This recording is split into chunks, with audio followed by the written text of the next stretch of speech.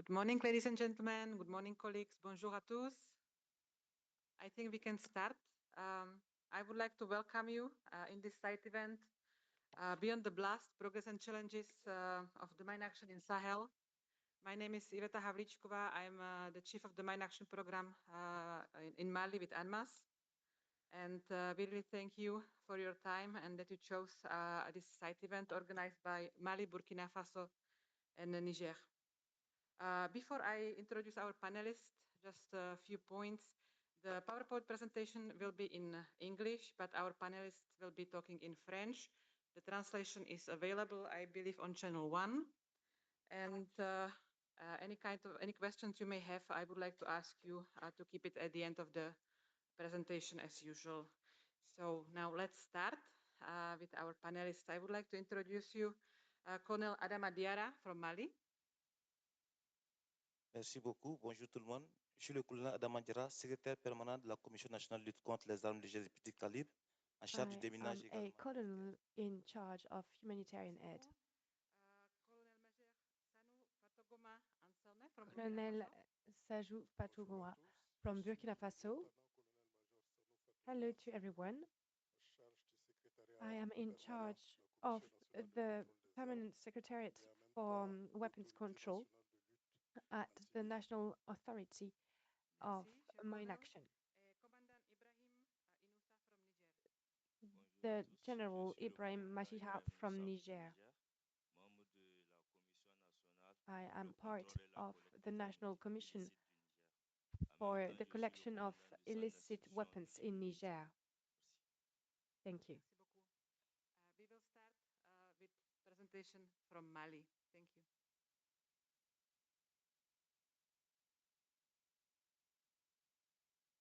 Merci beaucoup et merci pour cette opportunité. Thank you very much, and thank you for giving me this opportunity. Thank you for introducing me as well. First of all, we are thanking you for joining us here to talk about the improvised explosive devices. This is an issue we are facing in the 3 countries. So we are looking for solutions. We want to start having a regional approach. We wanted to let you know about the growing explosive threats in the different countries and to talk about the solutions that can be implemented. Le Mali a connu une certaine période de crise dans son Mali has known a crisis. And since the start of the crisis in 2012, there was a peak with the intervention of jihad groups or terrorist groups in the country that wanted to reach independence, to be independent from the national government.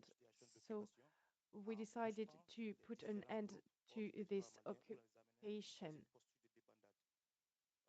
Étant donné qu'ils étaient en posture de faiblesse, ces différents groupes ont fait recours These different groups, because they were weak, started using improvised explosive devices on the Mali territory. So instead of direct fight, they decided to start terrorist action using improvised explosive devices. And this technique of fight triggered lots of casualties because it's the civilians, obviously, that are the most heavily impacted. In Mali, first of all, we are going to talk about the explosive threat, then about the actions that were undertaken by the government in order to fight against this issue of the IED.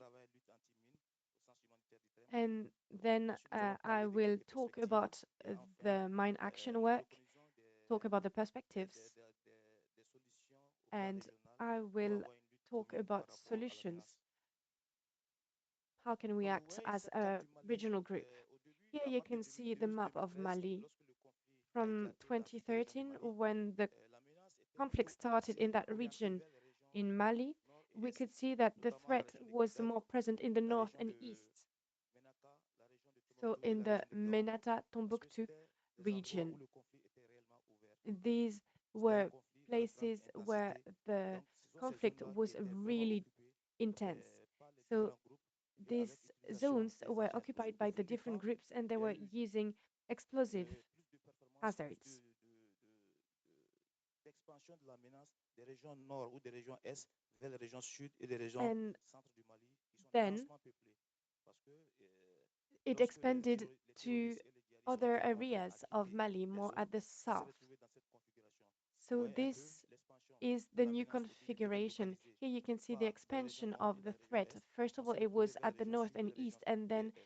it went Avec une to the concentration south au niveau and de la zone west. frontalière And Mali-Burkina there et au is niveau de la zone a frontalière Mali-Niger. concentration Donc pour dire at que the border with Niger. la problématique s'est déplacée du nord du Mali vers les régions frontalières avec d'autres pays So et l'expertise a été the exportée problem au moved Burkina et au from the Niger north par ces and différents east groupes terroristes. of Mali to Donc, ce sont les the civils qui Niger récupèrent le plus and fort de Burkina cette Faso border. situation d'insécurité.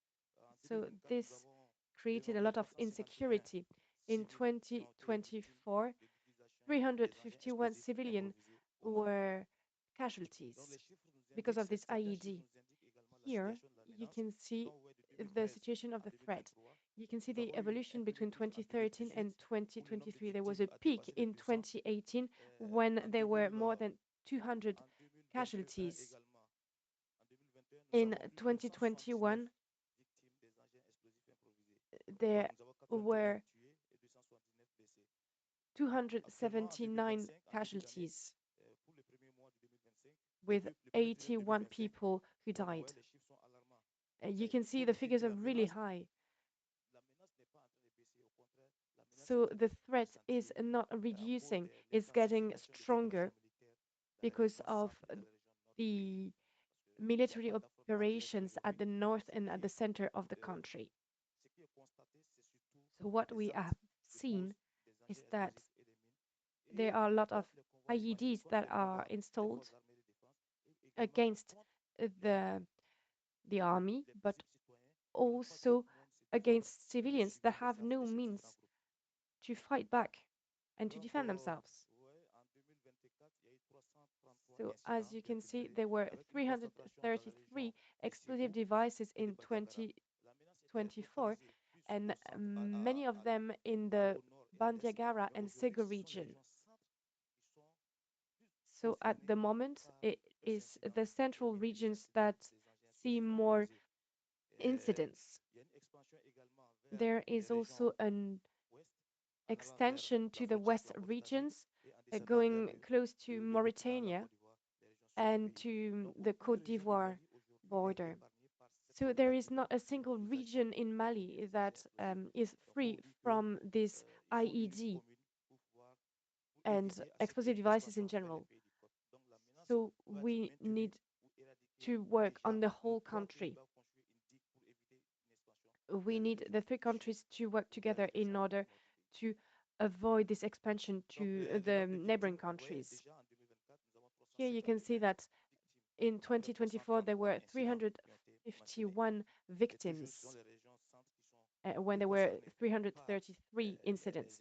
And Où once il y a again, plus it's the de central regions that are Ségou, more quand nous prenons la région de affected. Ségou, plus de If we 27%, take into account the 29% Segu region, des victimes sont de cette localité-là. Ce sont des um, localités situées au centre du almost Mali. Donc, 30% of the victims les are régions from également, this telles region. que Bougouni, Sikasso, en allant vers la Côte d'Ivoire et en allant vers le Burkina, sont aujourd'hui There were concernées par les incidents. also Donc, il y a quelques incidents isolés, mais ce n'est pas à prendre à la légère. other Il faut déjà people commencer at the à anticiper, borders à that réfléchir pour were pouvoir trouver des solutions alternatives victim de phénomènes of avant these que devices. ça ne se retrouve dans les régions So we sud need du to Mali. find a solution before the conflict expands or the Donc, situation expands face to the à cette south of Mali. problématique, face à ce tableau qui est vraiment peu reluisant, le Mali a So as you décidé de can see, mener the des actions situation is et ces serious. actions sont That is menées why de concert Mali avec decided to les partenaires du start Mali dans le cadre de la acting lutte anti-mine. as Donc, part il of s'agit mine d'une action. première responsabilité de l'État de faire face So à it's la the situation, responsibility of de the faire face à la state situation to par tous les find a moyens. Et les solution to this partenaires situation, viennent to en tackle the appui aux situation. efforts qui ont été And the consentis partners par are le gouvernement malien. supporting Donc, dans ce the cadre, il y a eu la mise Malian en place government d'un efforts. groupe de travail lutte anti-mine en So 2013. C'est we un groupe efficace established a working group in 2013.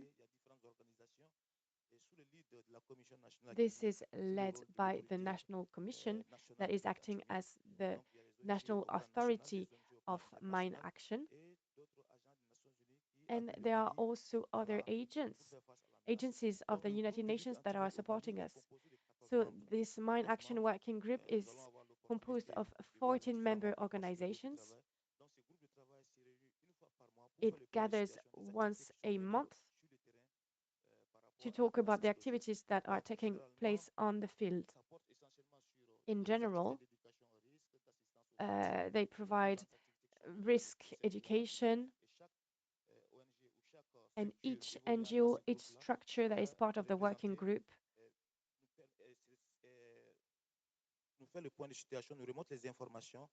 is communicating about the information they have when it comes to the explosive threat in order to find solutions. As I said, here you can see the different NGOs that are working with us. So we work with DCA, with MAG, with HI, and with the DRC. We also work with the UNMAS, and UNMAS started working with the Mali government. So Mali decided to coordinate this mine action in the country. This is why we're working with national NGOs that are specialist organizations, and they could benefit from the expertise of international and NU agencies. So they work in terms of risk education and aid to victims. So there is a collaboration with the international organizations.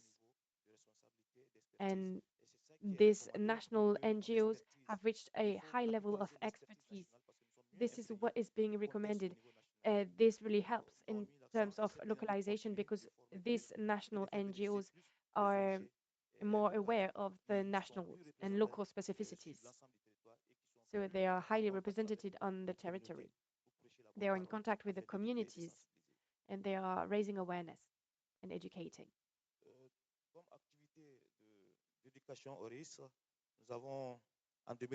In risk education, there were 129,336 beneficiaries of these activities, and there were 4,360 sessions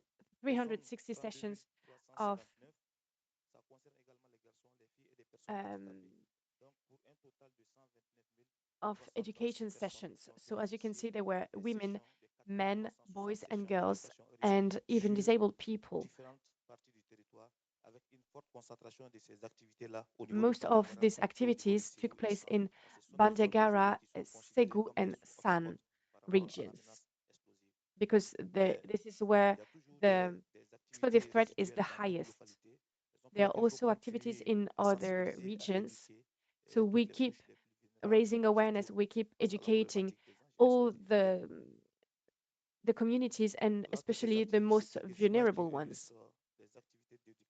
Here you can see some pictures of these education sessions. So here, for instance, in schools on the International Mine Action Awareness Day.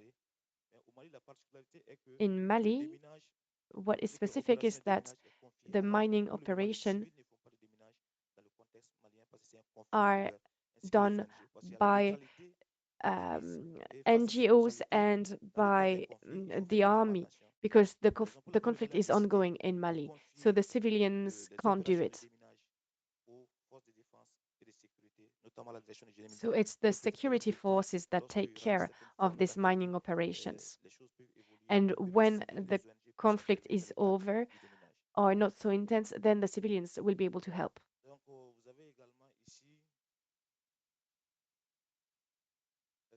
Here, you can see a few figures about the victims.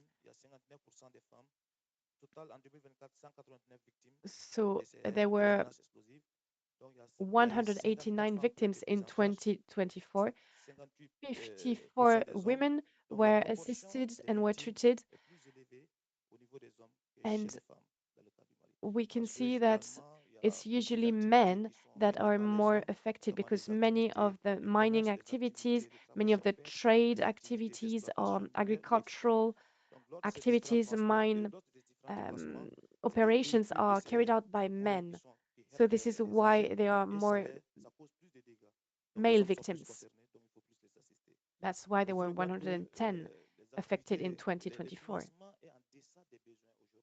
And there's an issue, the funding is much lower to the needs, much lower than the needs. I've mentioned the lack of funding. As I said, our needs are huge. The situation hasn't improved, so there are more and more victims. In a quarter, we have, I think, 57 victims. So by the end of the year, we really hope that this trend goes down, but at the moment, we are not really hopeful. So we need more funding to adapt to our needs. The other challenge in Mali is to start being operational in order to implement the IMAS. We are focused on the international standards. This is a challenge. It's very difficult to establish a new authority for that purpose. Mali has its goals, but it cannot deal with the situation on its own. It needs to work with other partners. Donc, il y a différents secteurs qui sont concernés. Qui parlent d'engins explosifs mines, parlent d'autres secteurs d'activité, notamment le secteur extractif. We have the territory, we have the different domains, we have explosives, we have countries that are involved as well. So we have to gather our efforts so that we can face the risks. We had a peak in 2012. Then efforts were made.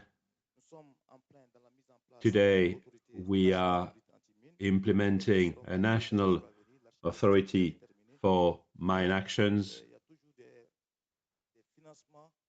Nevertheless, we have a lack of funding. We still have a lack of funding.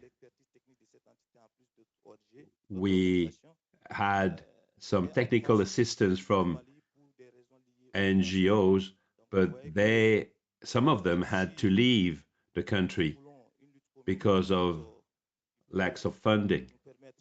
If we want to do what we want to do, that is save lives, we need more funding.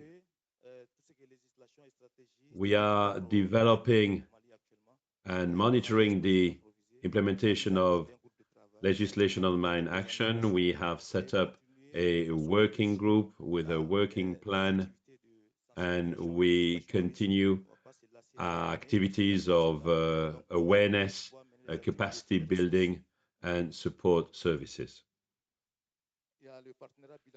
We have a bilateral partnership with UN agencies, and we have bilateral partnership with NGOs as well.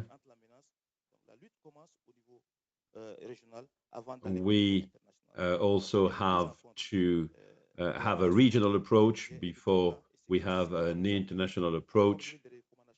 We have common recommendations for our region, and we want to avoid overlapping of funding as well. We need to gather our forces and take actions regionally. We are developing mine action standards as well as internal systems and procedures to ensure effective management of activities in collaboration with all relevant structures. We have the Geneva International Center for Humanitarian Demining that is helping us as well. And I mean, managing information is very important over a territory.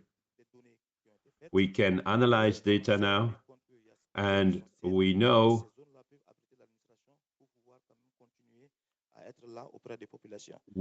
that we know what the situations are. Without data and without data management, it's very hard to be active in our sector. Regionally, we have an action plan. We need to cooperate with our neighboring countries and different entities in charge of demining. This is the reason why we're sitting together. We need to share our expertise, our resources, our knowledge, so that we can move forward and find the appropriate solutions. We have industry actors. Well, we're talking here about explosives, and we need to understand the problem for the whole Sahel region in all countries involved.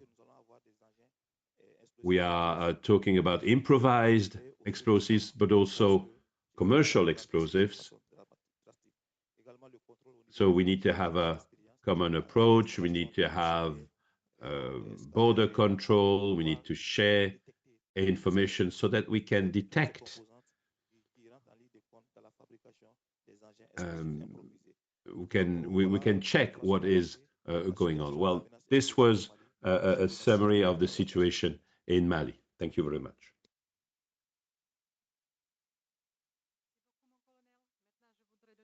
Thank you, Colonel. I would like to give the floor to the representative of Burkina Faso.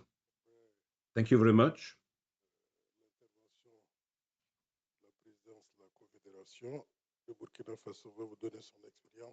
I'd like to tell you about our experience in Burkina Faso on the situation of explosive threat. In Burkina, we've had terrorist attacks for about a decade. The first attacks took place in Pass.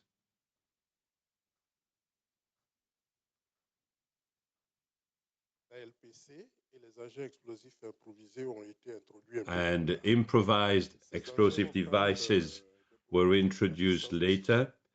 These devices began to grow in scale from 2018, 2019 in Burkina Faso, with an increase in incidents causing more and more casualties among civilians and the defense and security forces. They have amplified the humanitarian impact of terrorism with a rise in the number of deaths, injuries, as well as significant population delocations.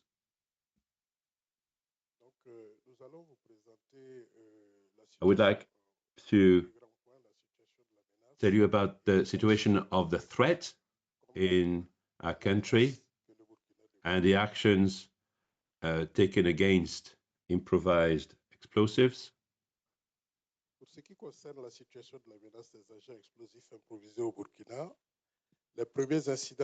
What is the IED threat? Well, the first incident involved an improvised explosive device took place in October 2016 in the Sahel region. The initial objective of the terrorist groups were mainly the convoys of the defense and security forces. The first civilian casualties were recorded starting in 2019.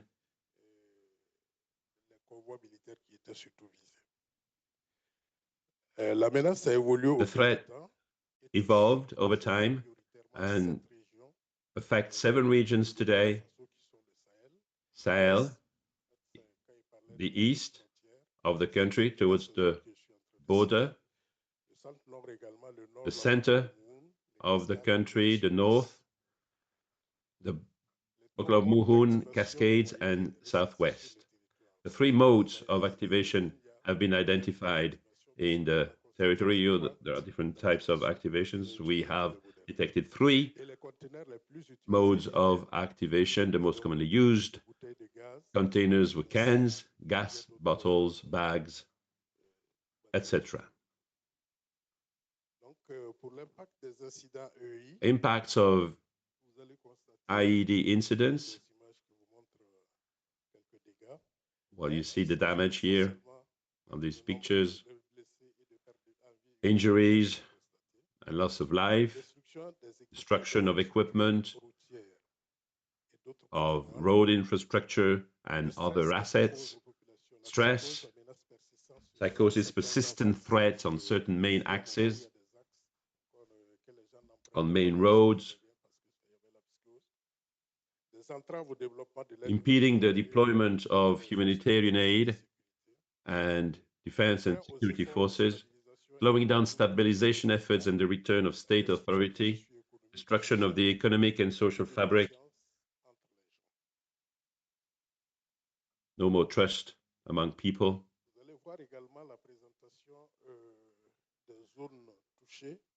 These are the regions that are involved. These are figures of explosive ordnance.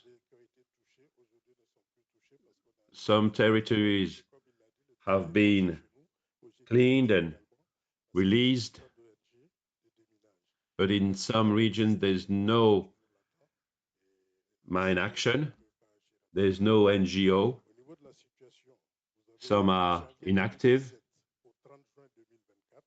From January 2017 to the end of June 2024, this is the situation. Over that period, there were 817 incidents recorded and at least 1,627 victims, 805 killed, 822 injured.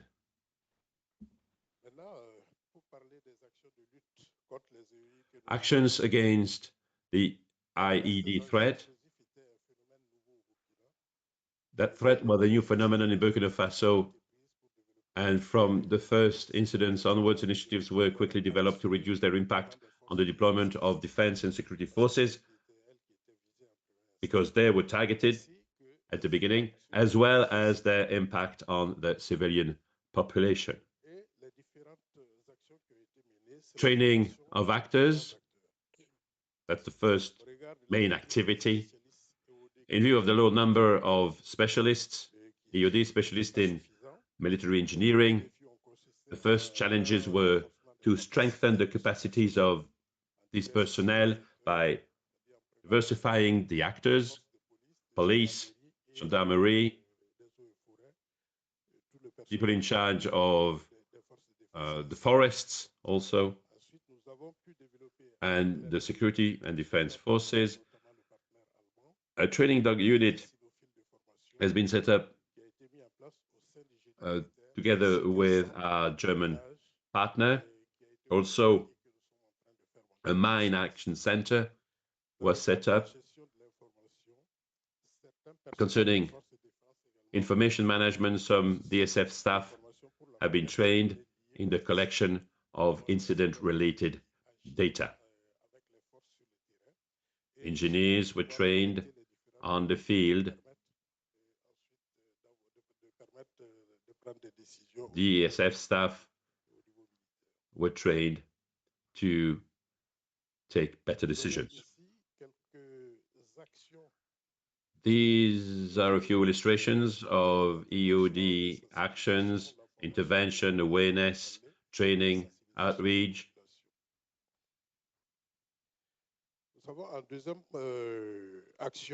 Then we have a second main activity, the creation of Mine Action Working Group, just like in Mali. The Mine Action Working Group was set up in 2019, bringing together actors involved in the fight against IEDs, in particular the CNCA, the military engineers.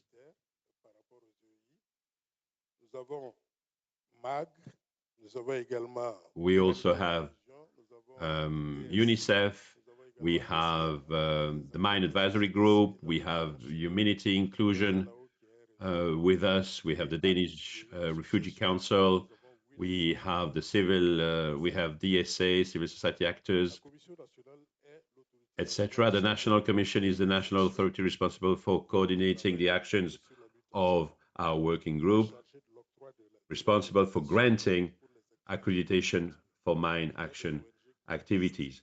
We have existing NGOs that are active in the field, but they need to be accredited. We want to know the staff they have and if they have the right capacities.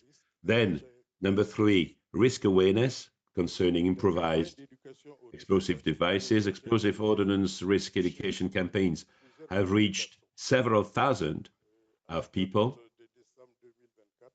By December 2022, we were talking about more than 530,000 people that had been reached by these education campaigns, particularly host communities and internally displaced persons in regions with security challenges. Also, we have been working together. We were part of the training involving NGOs, UN staff, and CSO. And then we developed awareness raising tools in conjunction with MAWG. Then, number 4, the development of national mine action standards. As part of the regulation on the intervention of non-governmental organizations, several Burkinabe mine action standards have been drawn up.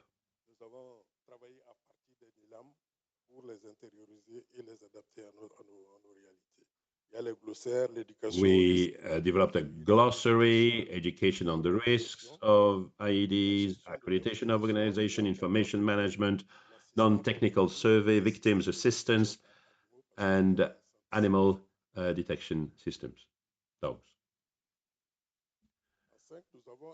Then, number 5, the adoption of a national strategy. We have a strategy to combat IEDs in order to reduce incidents within communities and to help bring together the factors for a return of populations to their homes. The period is 23-27. Then this strategy is also a commitment of Burkina Faso to respect the provisions of Resolution 7236 adopted by the United Nations on December 4th, 2017, in order to fight against the threat posed by improvised explosive devices. Again, the national strategy to combat IEDs. The main objective is to annihilate the threat of IEDs. There's one main objective and then 4 strategic axes. The idea is to contribute to the security of the national territory. The 4 strategic axes are Axis 1, strengthening the legal and institutional framework.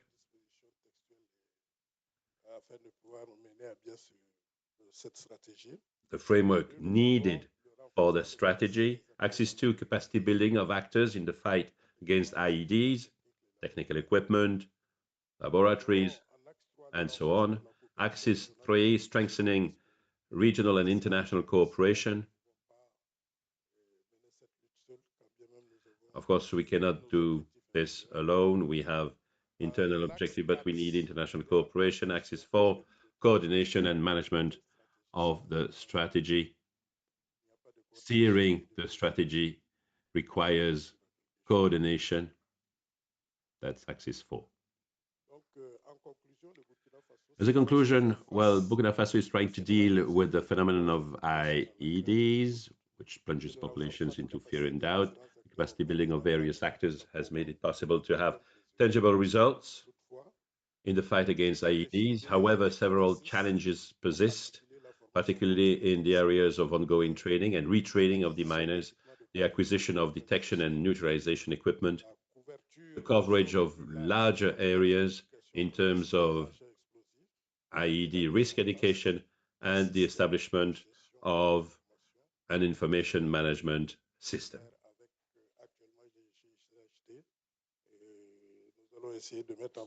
We're working together with the Geneva Center, and we did this with MAG, but then the transition was difficult and we have some gaps in terms of information. So we took contact with the Geneva Center, and together we are going to set up a new management system. I'd like to thank them for their positive reaction. Thank you. Maintenant, je voudrais donner la parole à Commandant Ibrahim Inoussa from the Niger. Merci. Thank you. Now I would like to give the floor to our Niger friend. I will now give you a presentation about this threat in the Niger region.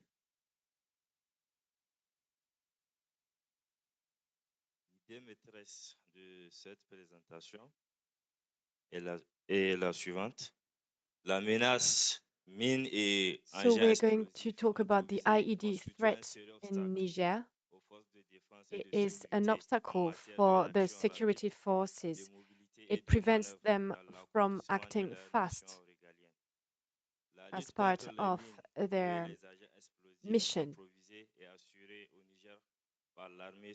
In Niger, this sovereign function is made by the security forces. It's based on the capacity of the security forces.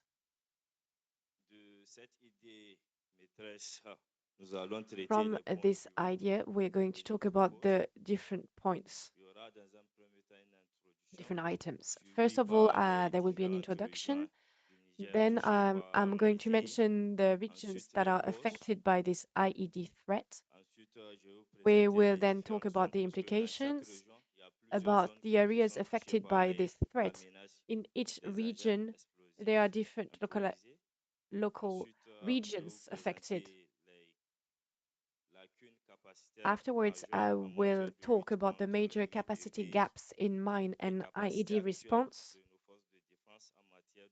I will then mention the current capacities of the DSF in mine and IED response.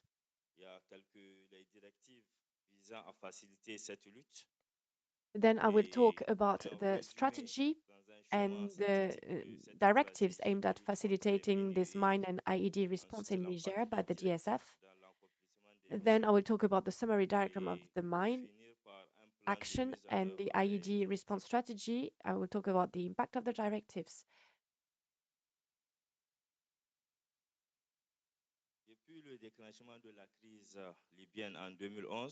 And I will talk about the action plan and the recommendations.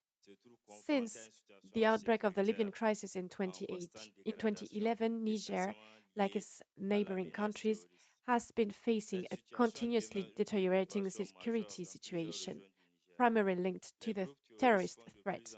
It remains a major concern in several regions in Niger. The terrorist groups are increasingly resorting to the use of mines and IEDs in their action against the DSF and the civilian population.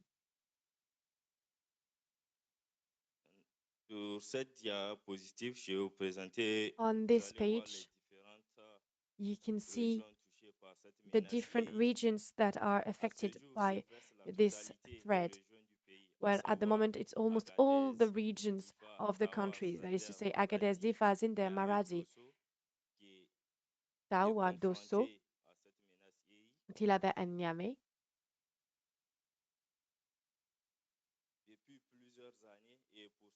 And in the last few years,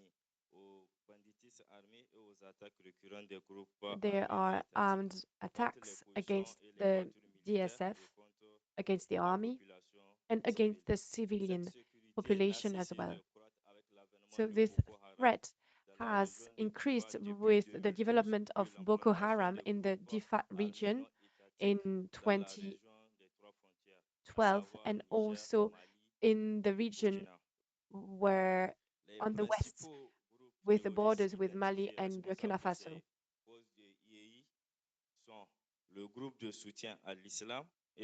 There are different groups. The group that is supporting Islam, it's a branch of Al-Qaeda in the Maghreb region and ISIS in the Great Sahara region, in this region with the three borders.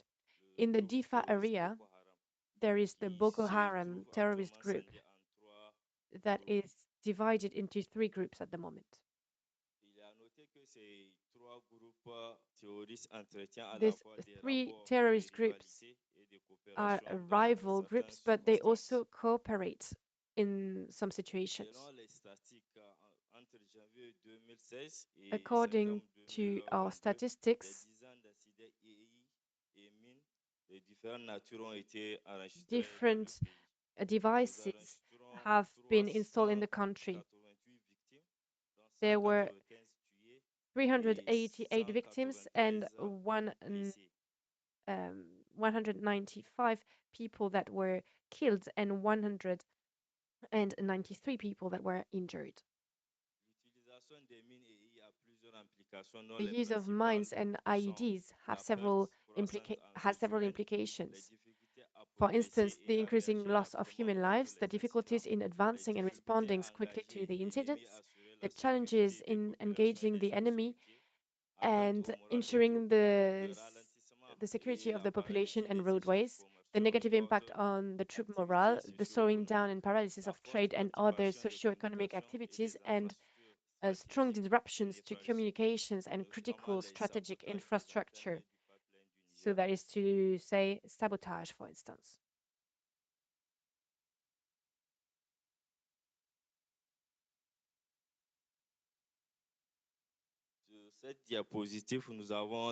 On this page, you can see the different regions that are affected by the IED. Now, we are going to comment on the different affected areas.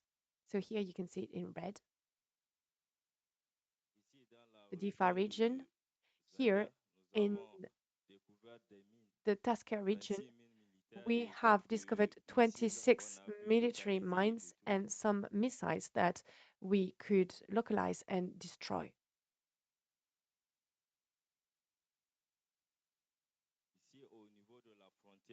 Here, close to the border with Mali, this is an area in which the jihadists installed lots of IEDs, so there were many incidents against the DSF and the civilian population.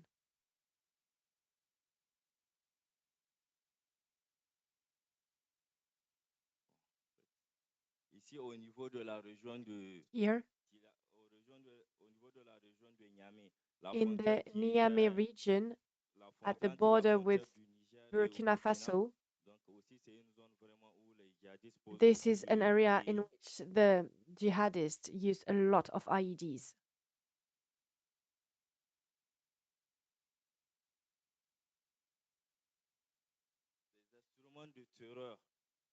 These are terror engines. They don't require a lot of means, and they create a psychosis and a general feeling of insecurity within the population. Obviously, it also affects the efficiency of our defense and security forces. It is also endangering the strategic resources of the country. So here you can see some examples of devices used and ordnance and hazards used.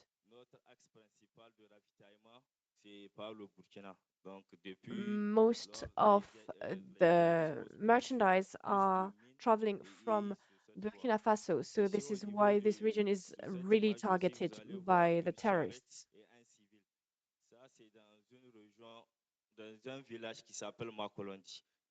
This picture is in a village that is called Makolondi. So here, the jihadists prevented this village from being supplied with provision and food. And when the civilian populations want to use this road, well, there is a really high threat. Here you can see a classroom in a village in this region. So here the jihadists prevent children from going to school. So they are installing IED on the ground or on the floor.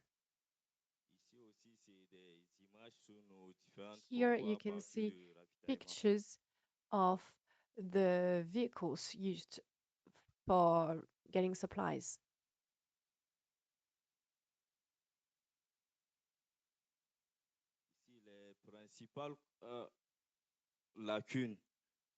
The main gaps we have noticed within our DSF are the following ones. There is a deficit in the training against the explosive threat. So mostly when it comes to data gathering and analysis, there is not enough information and coordination about how to deal with this equipment, with this ordnance. There is also inadequate equipment, and there are very few devices for electronic control and monitoring. The targets operations are limited, and there is not enough communication with the populations when it comes to this threat. It means that there is less awareness raising campaigns now. This is because the operations areas are far and it's difficult for the players to go to the field because then you need to have military expertise. And then if you are a member of the DSF or of the army, then you are also a target. So it takes time for the intervention, the operations to take place because, for instance, to get to a specific area, you need about 12 hours.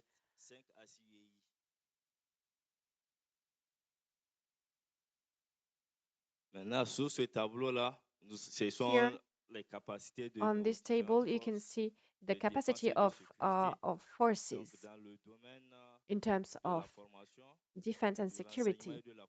So you can see what they're doing in terms of training, intelligence and coordination, equipment, offensive operations, that is to say targeting, and then strategic communication. As I said earlier, in Niger, it's the military intelligence that is competent to act in the field of IEDs. So here you can see that only the armed forces have the right level and expertise and equipment to operate. Here you can also see the joint services, that is to say, the services that are working with the intelligence, that is to say, with the Niger armed forces.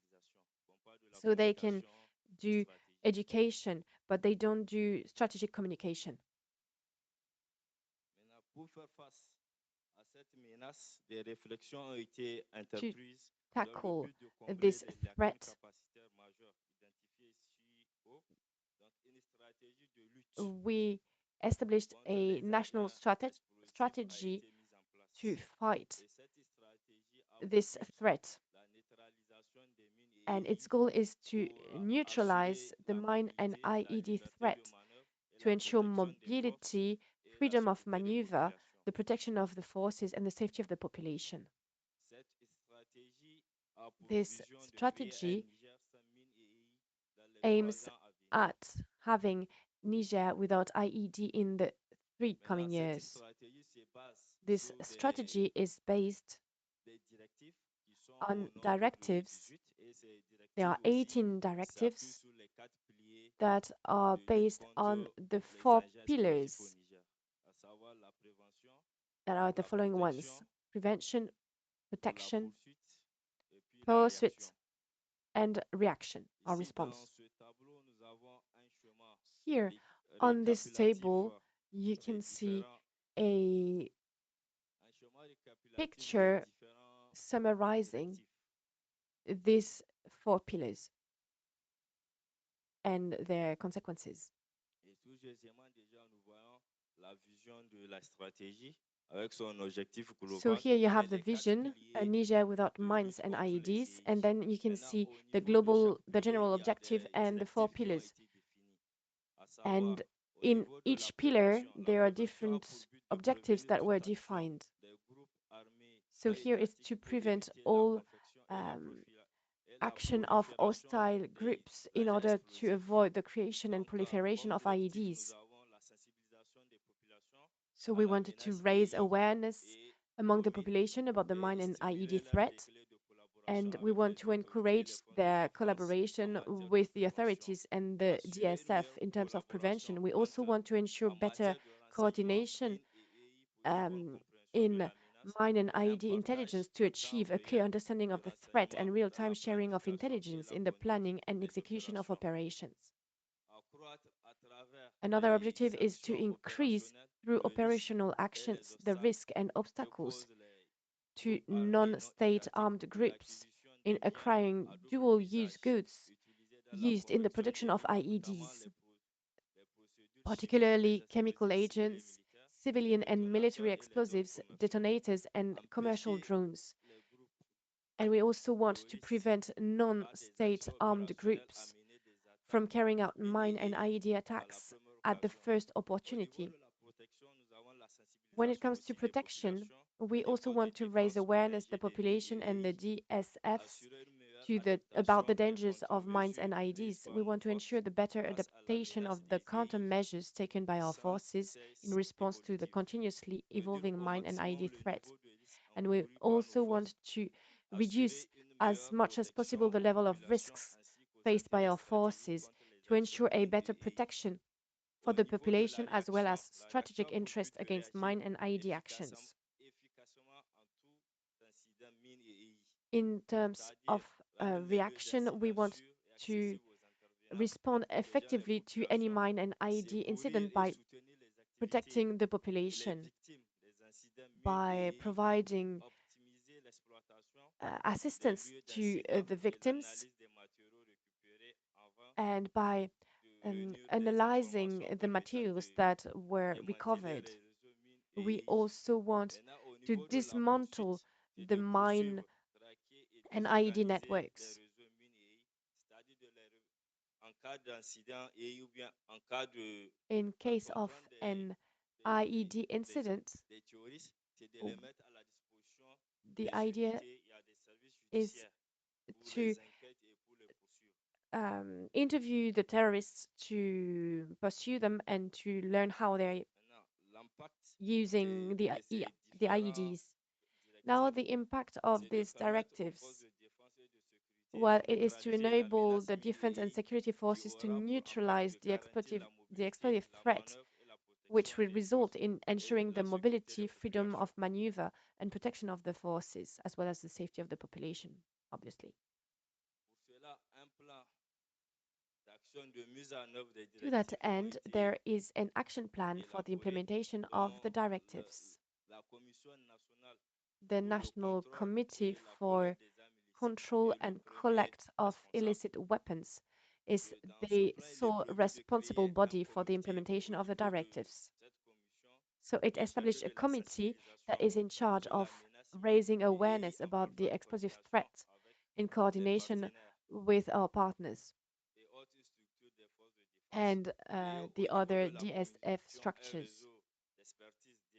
There is also the creation of an expertise network at the CNCCIA for the exchange and sharing of information regarding this explosive threat in collaboration with the DCGMI. We also want to set up a coordination cell at the Central Anti-Terrorist Service in collaboration with the CNCCIA and the military. We want to establish a cell for managing and sharing information on the explosive threat with other DCF structures at the DCGMI level, and to create a mine and IED room at the CIG DCGMI for the production and development of models of mine and IED components. And when it comes to the military intelligence, there will be another committee, a school, a sort of academy that will be created. And this academy will allow us to start modeling and analyzing the situation.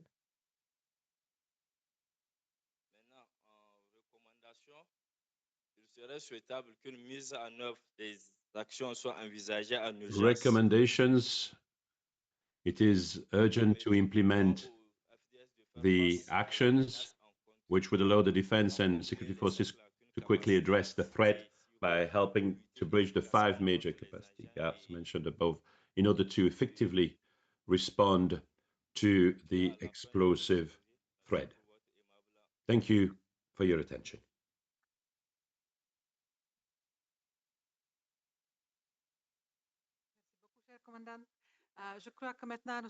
Thank you very much. I am ready to open the floor if you have questions. Hello, thank you very much. Thank you for your brilliant presentations. My question is, for these 3 brother countries, military engineering is in charge of the mining. Do you have specific figures about pollution management? Do you communicate your data? I should have known, but do you have data? Do you share your data? I'd like to know more about your pollution management.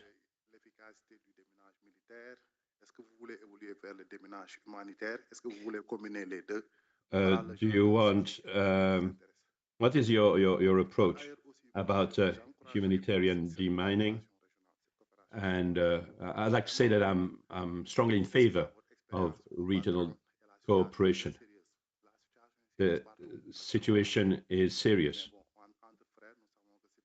but we're brothers, and I think that we can work together, and we hope to learn from your experience. Take the insights and then carry out prevention activities.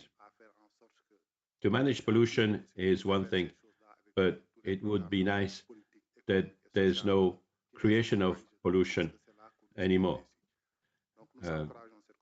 We encourage this regional cooperation.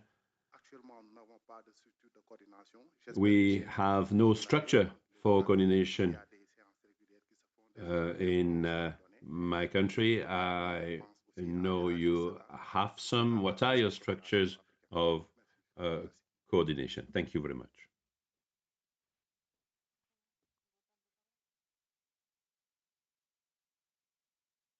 Merci pour ces questions.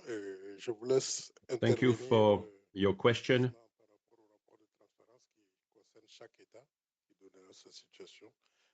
Every state is in charge of its own data. In Burkina, we have figures up to 2024. We have data. You can have a look.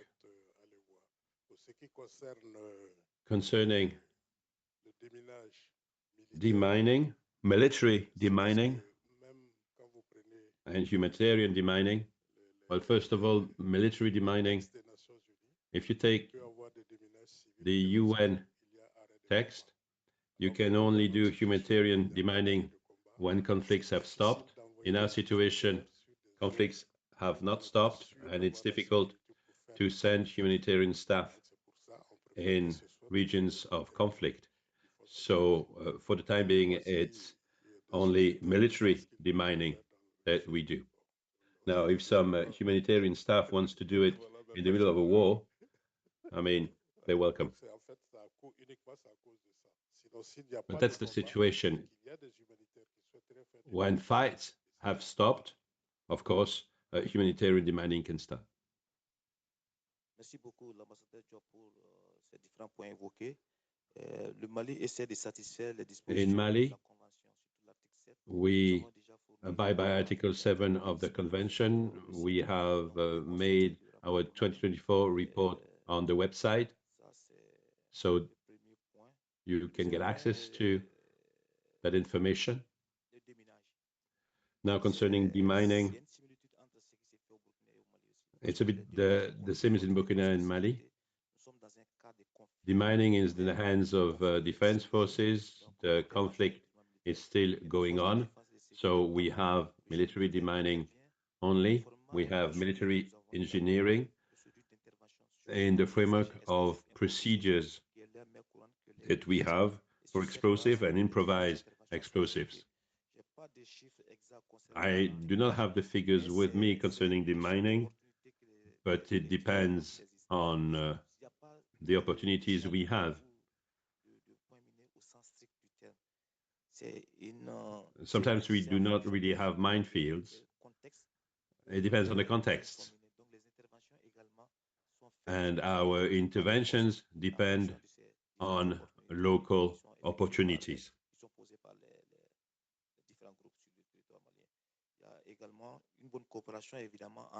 There's cooperation between defense forces and the authorities that are in charge of mines. So they share their experience, their data, and the data, we have data from NGOs and we have data from defense forces, because of course some NGOs do not have access to some territories. In that case, information is sent by the defense and security forces. So we have both, NGOs and DSF.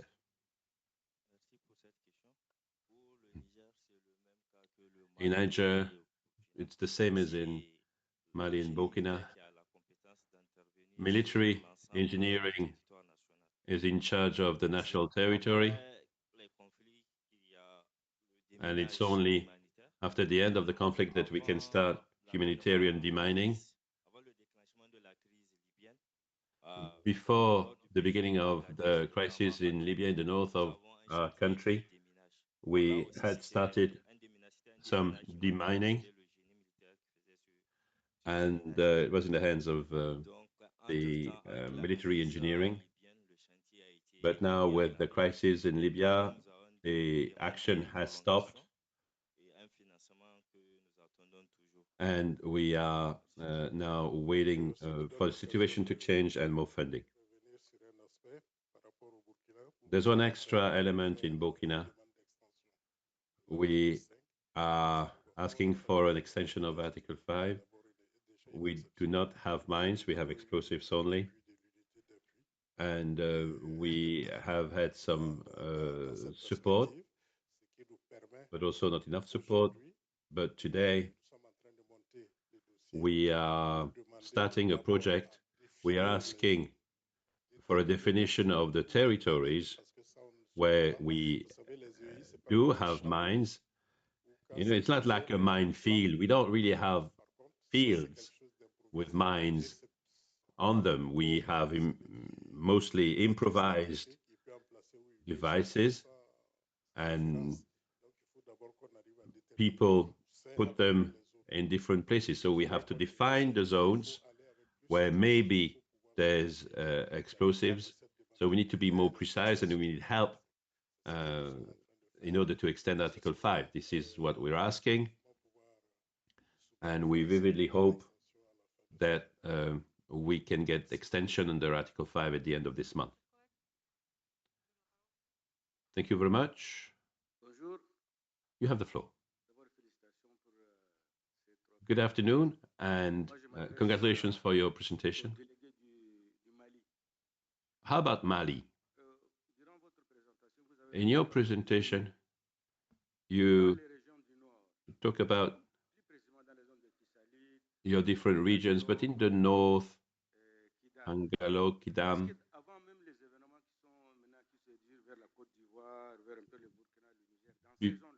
Now we have new events in different territories. In some places, we do have fields full of mines.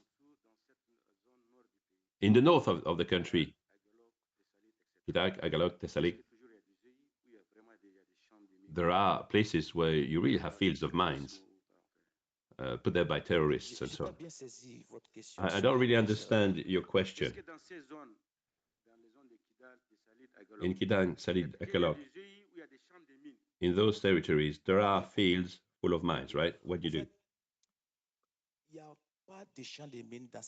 Well, there aren't fields of mines.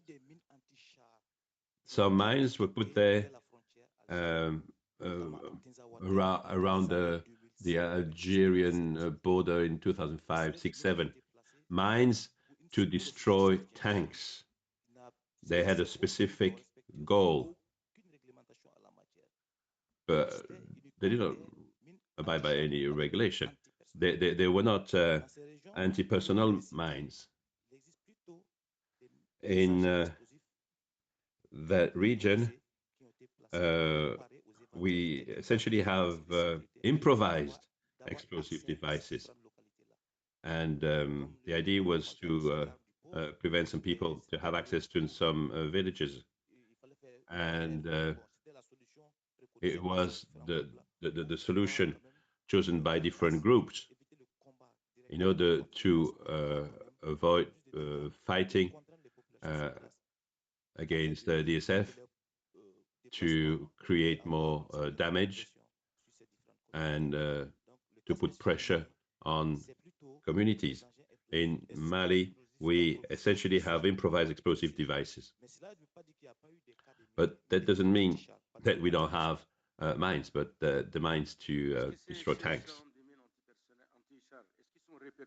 These mines, do you have how many? Like in Chad, we have these anti-tank mines. Well, they're isolated cases.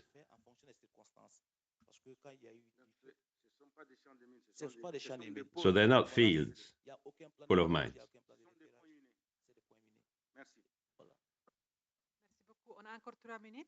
Thank you.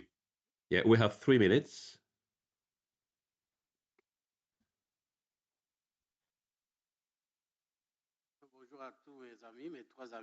Good afternoon, my friends. First of all, I'd like to congratulate you for your presentations. You were very clear. But I have a question. In your countries, the military is in charge of the mining. But do you think some civilians could help? Thank you. Well,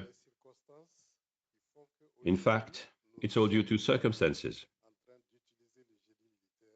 Today, we have military engineers to do that work because our conflicts are still open. We cannot send civilians to those territories. We have one unit, one army unit, which is in charge. And they prospect in the middle of fights. So we cannot send civilians there. And this is also confirmed by the UN. Humanitarian demining can take place when there is no war anymore. And we know where the mines are, and after the definition of those territories, we start demining. That's when the war is over, but the war is not over yet, so we cannot send civilians to those territories. But when there is no more war, when fights have stopped, then we know where the mines are, and when the war is over, humanitarian demining can start. Thank you. But this is still a recommendation. Education, assistance to victims, that is in the hands of NGOs. But for the time being, destruction and cleaning, and although those operations are in the hands of the army. We have that working group for demining, and you've seen who's sitting in those working groups in every country. We have NGOs, associations, they sit together to fight against the situation. There's training, there's awareness raising for staff and also for civilians and communities.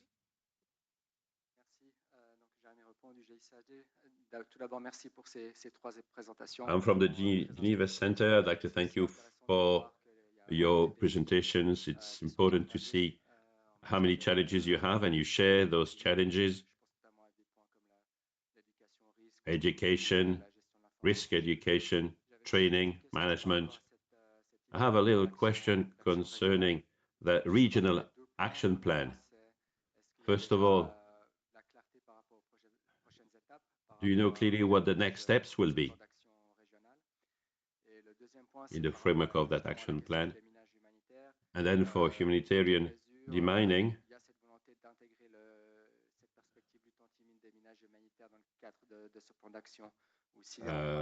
is it part of the action plan?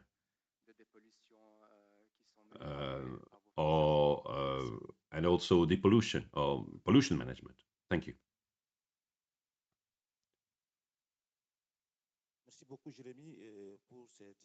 Thank you, Jeremy, for this. Well, we do have that regional approach. We have a plan, and we are talking. We have talks. Different proposals have been made. We have different levels in our countries in terms of strategies, politics, and action plans or policies, but we're starting institutional development. We are busy creating a national authority, and we're developing our strategies and policies. So we are discussing, we have made proposals. D'avoir une stratégie ou pas pour le moment, mais c'est depuis au niveau basique, qu'est-ce qu'on peut mettre ensemble? Basically, I mean, fundamentally, the question is, what can we do together? What can we share for the benefits of our communities? So that's the discussion. Then we can talk about harmonization of legislation, harmonization of strategies, because we are facing similar threats. So we can join together and join our forces and competencies. We're talking together, we organize training together. There's meetings with representatives of the three countries in order to develop capacities, to share, and to take stock about the situations. And one last question. Hello. I'd like to thank the speakers for the quality of their presentations. I'd like to thank you as friends and brothers. You were talking about non-state armed groups. It's similar in those three countries. There's the improvised use of explosive. This is also a threat I have in my country. And there are a lot of victims because of these unregulated use of explosives. So what is your general approach against those groups? Well, we are coordinating, and you know that our three countries have already set up a group, a working group to deal with the trans-border issues. We have national committees, and we have a project to share our problems together and see what we can do together in order to coordinate our actions so that we can fight against those groups and react and respond to the use of improvised devices and the use of small arms. We are hopeful that we can respond as quickly as possible. We do talk together. We share our knowledge. And well, one example of this cooperation that we hear together, we face the same situation with IEDs, and maybe other countries have the same problems, and we're here in order to share. Thank you. En termes de coordination, c'est à différents niveaux. Hein. La coordination, il y a la coordination au niveau humanitaire, et déjà, il y a les acteurs qui sont présents. In terms of coordination, the UNMAS works in Mali, Burkina Faso, and Niger. So there used to be a coordination at that level, but then there is also a coordination with state infrastructure, state bodies, in order to exchange data about the different incidents, which are the means, what are the measures that are recommended. This allowed us to start joint projects and also to coordinate our DSFs in order to bring security back at the border. So each force is working in their own country, but there are also joint operations in which we join our means in order to fight on different territories where it's needed. Just a tiny comment. My question was coming from Commandant Brahim's intervention. So he mentioned that there was a rivalry and cooperation among the jihadist organizations. So that's why I wanted to know about what was existing on the defense side. Je voulais ajouter juste que, en fait, comme nous avons dit, au niveau de nos États, ce sont les forces armées qui interviennent. Et que in our states, these are the armed forces that are operating. In each country, there are centers, integrated operations, and these centers lead the national operations. So within these centers, there are offices in each country. In these centers, the region officers share all the information about incidents, mines, and so on. So then we transfer this information so that the different countries' direction, strategic military directions know about them. We also share information about this with Chad or Togo. That's what I wanted to add. Thank you very much to all of you. We are reaching the end of this session. If you have any further question, please feel free to contact the three speakers a bit later or during lunch break. Enjoy your meal.